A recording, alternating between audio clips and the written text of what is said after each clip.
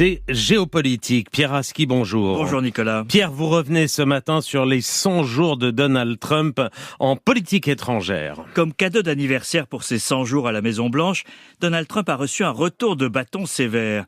Les électeurs canadiens qui l'avaient bousculé et pris de haut ont donné la victoire au candidat qui avait placé sa campagne sous le signe de la résistance à Trump.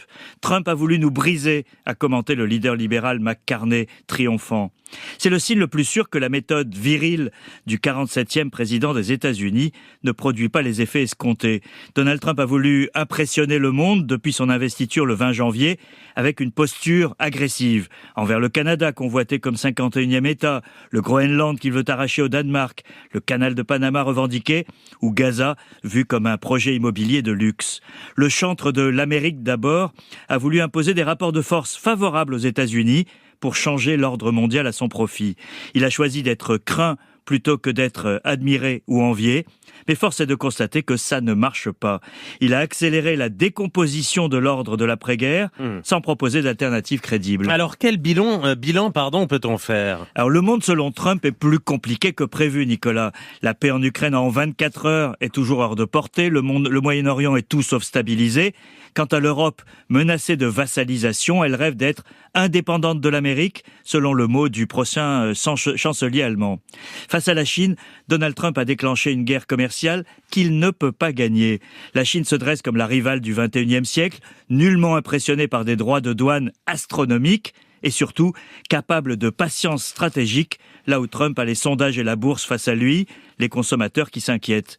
Si le président américain s'attendait à ce que Xi Jinping cède sur le champ, il s'est lourdement trompé, au point qu'on peut se demander si ses conseillers ont la moindre compréhension de la Chine, de son système et de son ambition impériale qui rend la capitulation impossible.